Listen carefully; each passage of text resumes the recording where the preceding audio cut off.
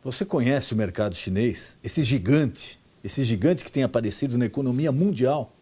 Será que você tem como penetrar nesse mercado? Será que você tem acesso às informações? E o resultado? Será que você vai lucrar?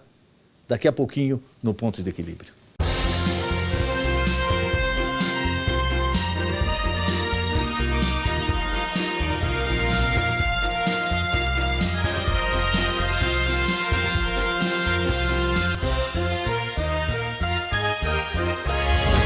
A China é o maior país da Ásia Oriental e o mais populoso do mundo. São mais de 1 bilhão e 360 milhões de habitantes, o que representa, na verdade, 1/5 da população de todo o planeta.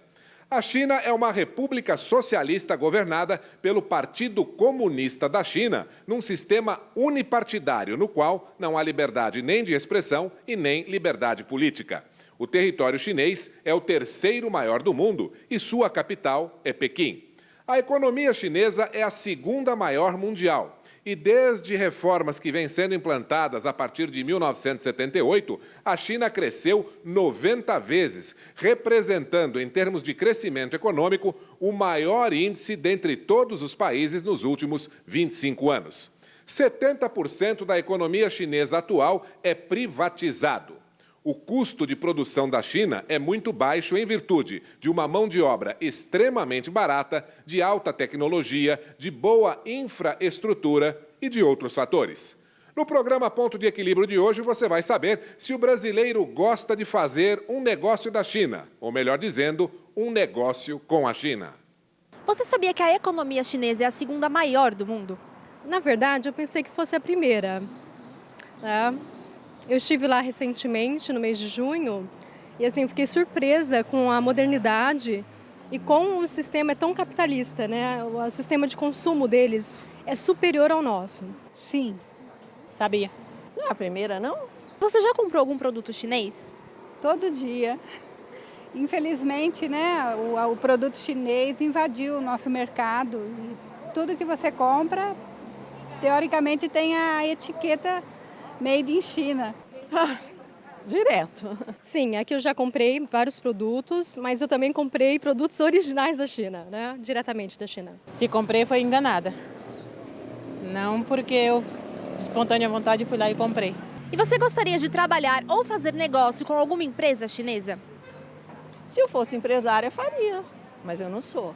Olha, eu acho que é sempre um bom negócio, né? Mas eu acho que antes de querer trabalhar, tem que se conhecer um pouco mais da visão de mundo deles, do que eu trabalho para eles e do que eu consumo hoje para eles, né? Na verdade, eu não tenho ramo para isso, né? Então, eu sou mesmo consumidora. Não. No programa Ponto de Equilíbrio de hoje, o pastor Denis Munhoz e o seu convidado falarão um pouco mais sobre os negócios com a China. Você não pode perder. Ling Wang é farmacêutica com mestrado em bioquímica pela USP, possuindo especialização em administração. É fluente em português, mandarim e também em inglês. Assessora empresas brasileiras que buscam fazer negócios com a China e com Taiwan. Atua como consultora e treinadora em liderança intercultural, negociação, team building e solução de conflitos. É palestrante em cultura negocial e em preparação intercultural.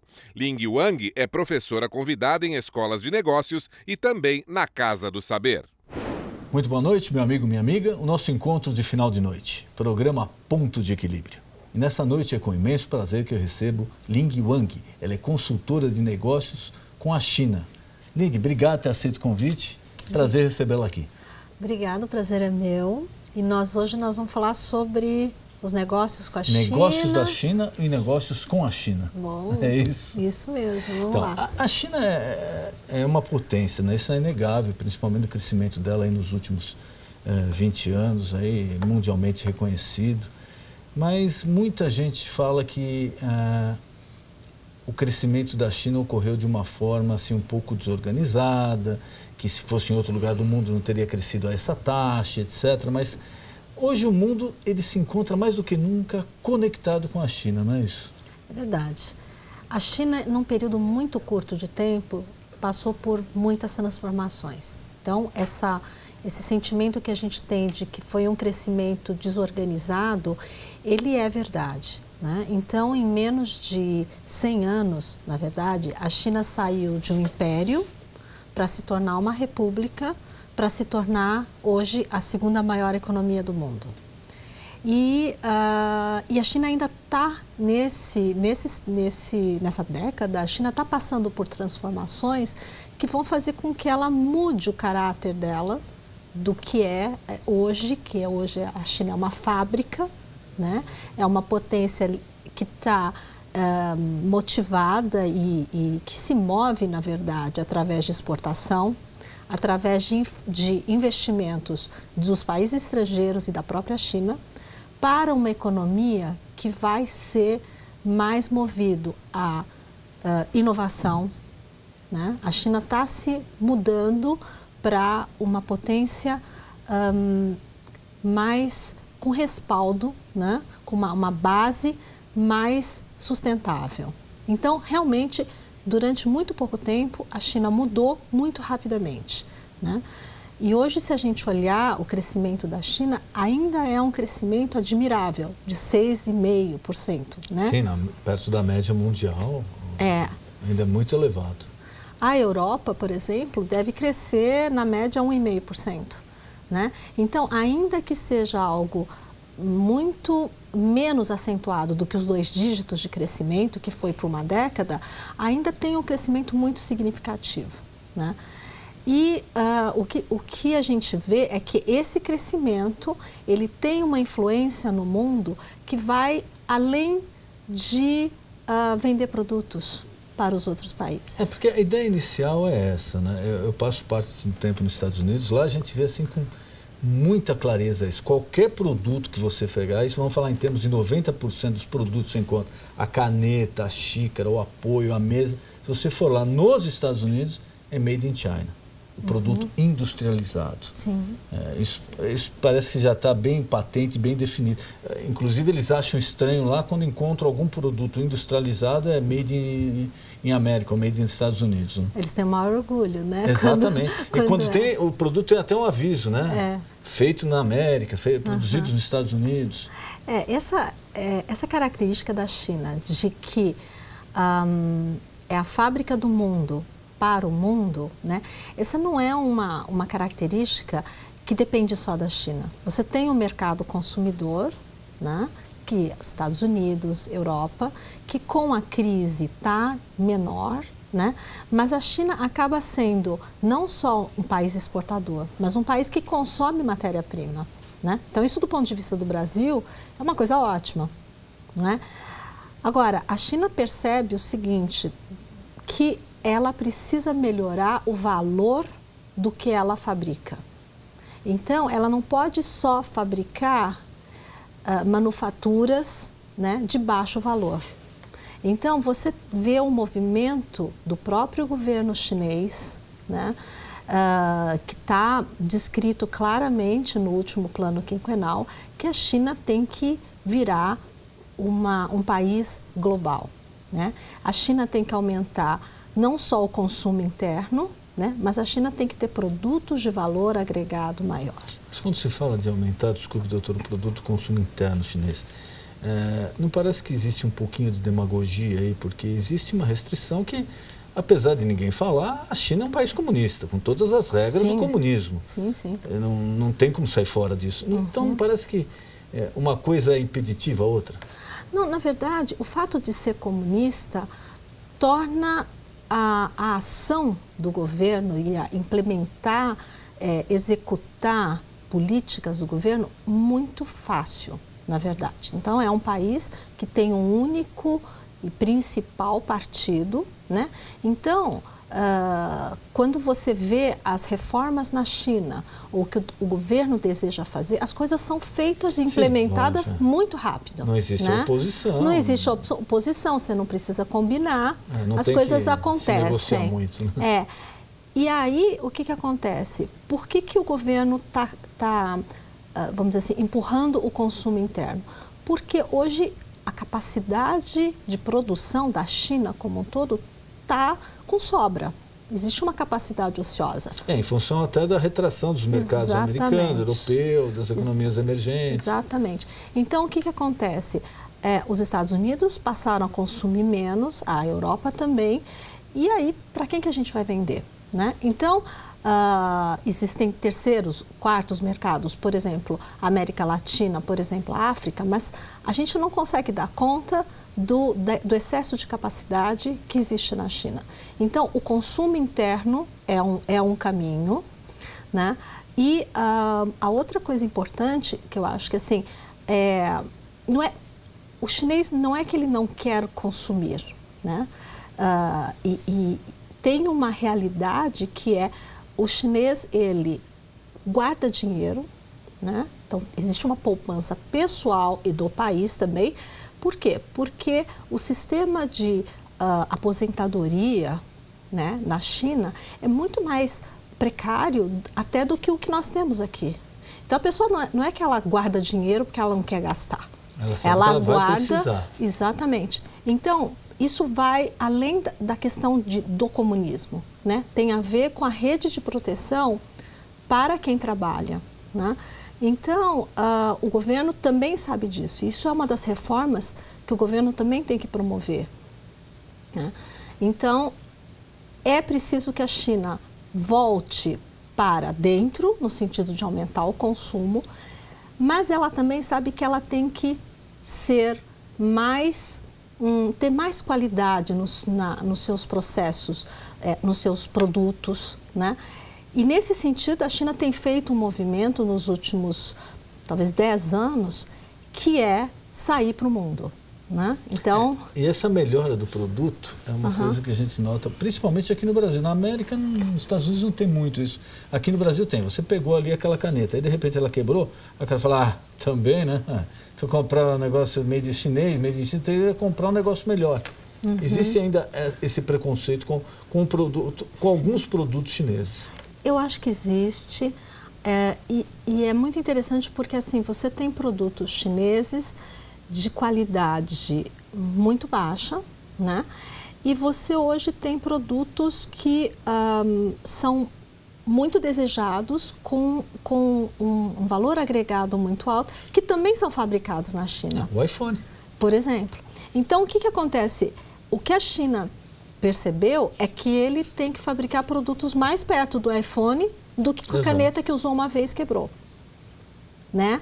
Então, esse gap é alguma coisa que a China vai ter que aprender, e ela está aprendendo de que forma? Comprando empresas que têm tecnologia, que têm inovação. Então, você vê a China comprando empresas porque essas empresas vão aportar aquele conhecimento que a China, em 30 anos, 40 anos de abertura, não deu tempo de formar, né? Então, você compra uma Volvo, por exemplo, que vem com conhecimento de... A Volvo é uma empresa muito significativa no setor, de qualidade, né? Tecnologia. Então, assim como eles compram empresas...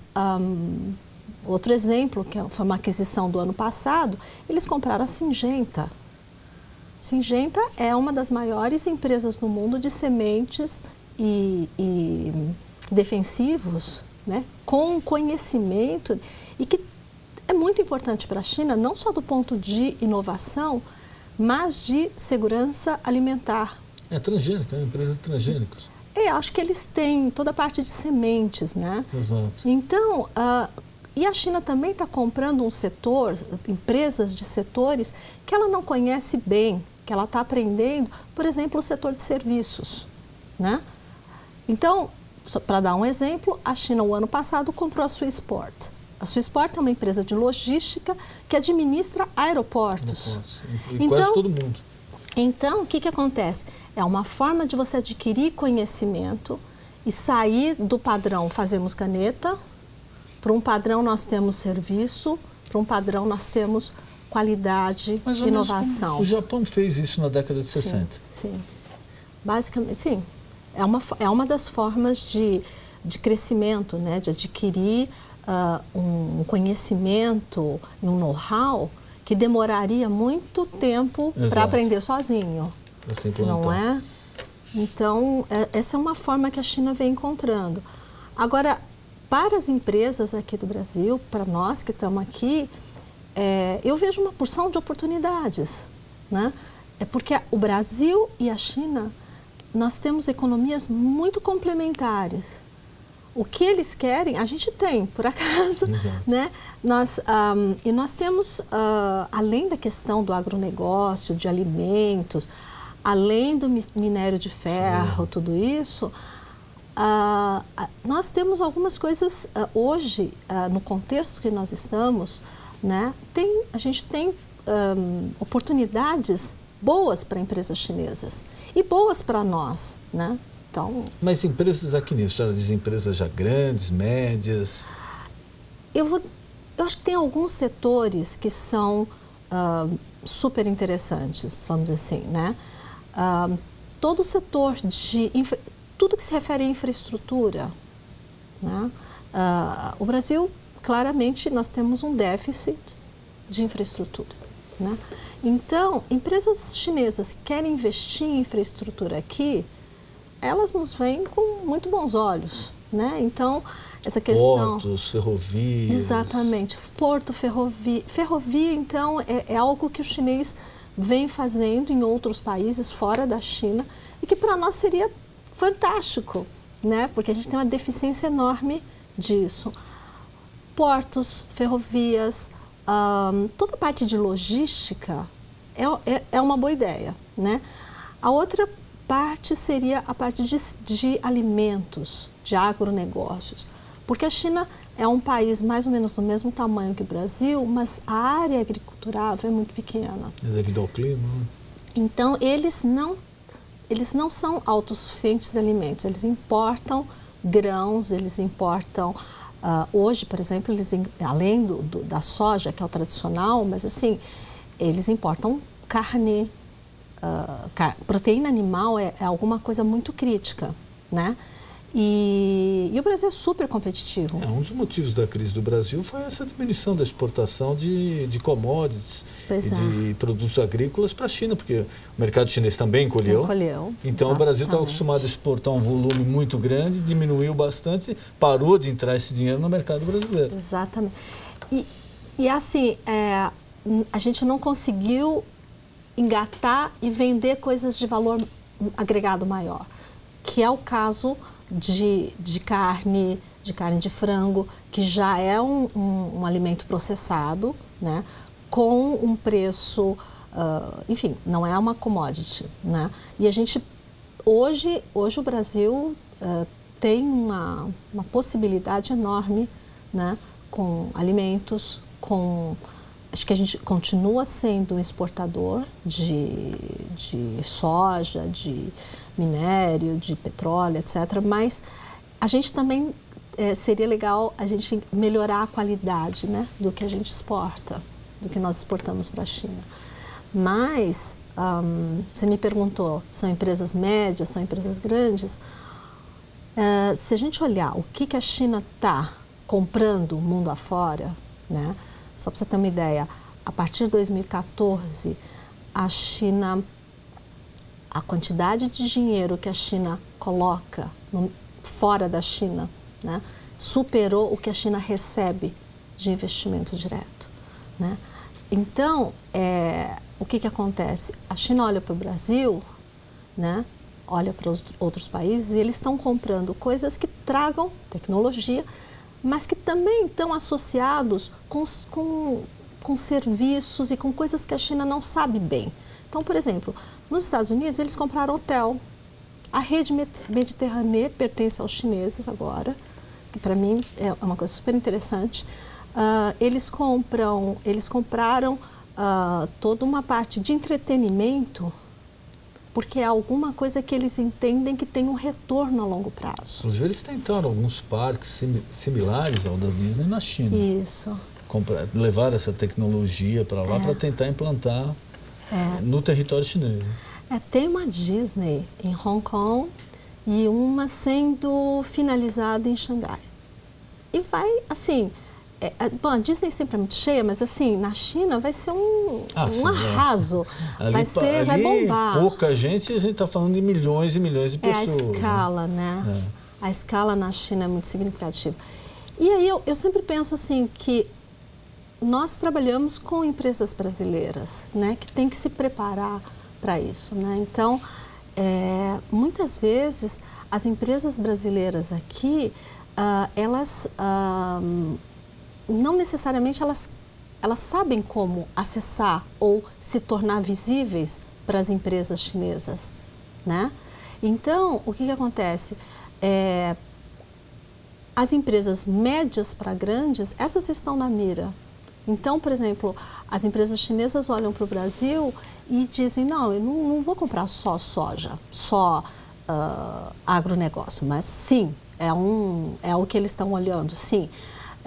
Há 3 semanas atrás, o presidente Temer esteve na China, né, esteve no G20.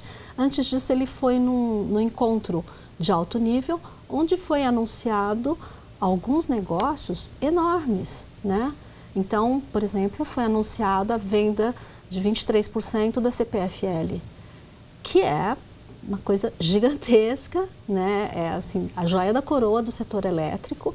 Agora, é infraestrutura? No que isso interessa para a China? Porque o setor elétrico brasileiro é um setor muito lucrativo. Então, eles também querem fazer dinheiro. Lucrativo que precisa de investimento toda hora, né? Exatamente. Então, existe uma conjunção de fatores, né? Então, eu digo, olha, se você está no negócio de alimentos, de leite, de carne, olha, você tem um potencial, né? Não, e lembrando que o mercado chinês, uma coisa é você fazer uma previsão lá para um país de 50 milhões, de 100 milhões de habitantes. Agora, China que está com mais de 1 bilhão. 1,4 bilhão, quer dizer, o Brasil tem 200 e poucos milhões, nós estamos falando de praticamente 7 vezes a população do Brasil. Sim. É muita gente. É muita gente e muita gente sendo empurrado para consumir. Exato, que era um mercado que tinha um consumo interno muito fraco. Que o governo está fazendo várias ações para aumentar o consumo. Então, o que acontece? E o chinês está aprendendo a consumir algumas coisas que 10 anos atrás não aconteceria. E a gente tem que aproveitar essa onda, que é carne. Proteína animal é assim, o que mais vai crescer, né? Então, eu diria assim, se você tem um negócio de alimentos, é bacana. E né? como é que a pessoa pode fazer para... Porque às vezes parece assim uma coisa meio utópica, né? Não, imagina, eu tenho meu negócio, nunca vou conseguir fazer um negócio. Imagina, com a China, que loucura. Como é que a pessoa tem que começar? Olha, eu acho que a primeira coisa é entender qual é o movimento que a China está fazendo, né? Então, a China está indo para o mercado global, de que forma? Buscando o quê, né? Então, para muitas pessoas, o mercado americano e europeu é familiar, mas o movimento que a China faz ainda não é familiar para a maioria das empresas, né? Então, primeiro é saber o que está acontecendo e quais são os setores, né, que interessam. Alguns setores, por exemplo, o setor de transportes e infraestrutura do Brasil, eles têm missões, né? Então, por exemplo, quando o presidente Temer foi, a CNT tinha uma missão, né, para apresentar as oportunidades no Brasil. Então, eu acho que assim, pertencer ou fazer parte, né, porque aí você se apresenta, né? Você se apresenta enquanto empresário, né? Diz, ó, eu estou aqui, eu estou interessado, né? Que nem no baile, né? Eu estou interessado, estou aqui, né? E a outra coisa é ter na estrutura, né? Ter na sua empresa alguém que monitora isso, alguém que constantemente está acompanhando. Porque muitas vezes nas empresas o que a gente vê é que a empresa está alheia, né? Ela poderia vender, por exemplo, para o mercado chinês, ou até num passo adiante ela poderia ser adquirida. Mas não tem ninguém olhando isso. Exato, não tem ninguém monitorando não essa movimentação, né? Exatamente. Então a primeira coisa é... E eu falo assim, a empresa chinesa, se quiser falar com você, liga onde? Fala com quem? Fala que língua? Exato. De que jeito chega Enquanto nos Estados Unidos está sendo cada vez mais frequente a contratação de pessoas que falam chinês nas empresas. Sim. Para justamente manter essa interatividade. E eu não estou falando só do... E assim, você vai, vamos dizer assim, a coisa mais básica, no varejo, né, nos Estados Unidos, na Europa, você tem pessoas que... você tem as lojas que têm chineses atendendo. Né? Falando chinês, que entende como o gosto e tudo mais, né? Então, esse é o primeiro ponto. Na sua empresa, quem está olhando isso para dizer, olha, esse é o movimento e é como a gente deve se preparar, né? Então, você me perguntou o que eu devo fazer. Bom, as associações, né? A própria empresa se preparar, né? E eu acho que é uma questão de mentalidade, um pouco, né? De mentalidade e dedicação a esse assunto. Realmente é importante, né? É significativo para a nossa empresa. Então, e pelo menos entender, olha, em que aspecto que uma empresa chinesa pode vir e se associar comigo. E tem as coisas mais, que eu diria que muitas vezes as pessoas não pensam, ou pensam que é improvável, que, por exemplo, se eu sou hoje um fabricante de qualquer produto aqui, e eu acho que eu não sou competitivo, né, em termos de preço, nós estamos numa crise danada ainda. Né? E o custo em cima do produto do brasileiro ele é pesado. A carga tributária, Exato. Tem uma legislação trabalhista arcaica que Sim. acaba encarecendo esse produto, inviabilizando. É uma série de Nós fatores. temos várias restrições aqui, né? E aí, assim, em que aspecto que uma empresa chinesa poderia compor com uma empresa brasileira e fazer essa empresa ser mais competitiva, né? Então, muitas vezes os custos de normalmente os custos de produção na China são menores, né? E aqui o industrial, muitas vezes aqui, ele conhece o varejo, ele conhece essa ponta. Então, esse pode ser um casamento. Exato, né? Eu vou fabricar lá que é mais barato Não e vou tudo, distribuir não aqui. é tudo, né? Mas eu acho que alguns produtos que não requerem tecnologia, tal, poderia ser uma composição. E algumas indústrias aqui no Brasil que fizeram esse caminho ficaram muito bem. Varejistas fizeram isso. Então, o que acontece? O varejista, ele tem um domínio, né, do varejo. Então, essa pode ser uma composição também, né? E, finalmente, se eu fosse do setor financeiro, se eu tivesse um banco, eu certamente estaria muito feliz, porque é um setor que a expansão, ou seguro médico, que essa é uma área que certamente os chineses estão olhando, né? Então, eu, como se diz, enfeitaria a noiva, né? E ficaria visível. Você prepararia para o baile? Com certeza. Não, eu ia falar, tô à disposição, né? Então, essa é uma área certamente interessante, né, para as empresas chinesas. Queria mais uma vez agradecer sua presença aqui, colocar à disposição algum tema que eu não perguntei, algum recado que você queira passar para o nosso telespectador, por favor, fique à vontade. Tá bom. Eu falo com eles? Pode falar aqui. Ok. Olha só, acho que uma coisa importante para as empresas que a gente percebeu é que não é fácil entender os chineses, né? E a gente vem fazendo esse trabalho de ajudar o brasileiro a entender os chineses, como trabalhar e como negociar com os chineses.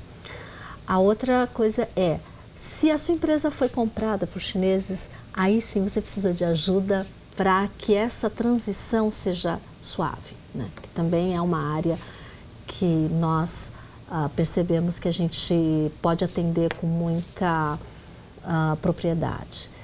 Nós estamos no mercado há 14 anos.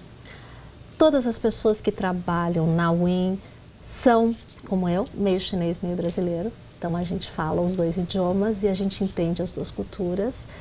E nós temos um site, se você quiser nos conhecer melhor, que deve aparecer depois no letreiro, que é Win Business.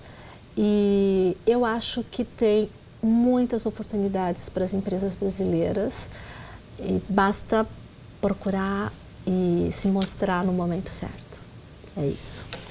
Foi um prazer recebê-lo aqui. Prazer.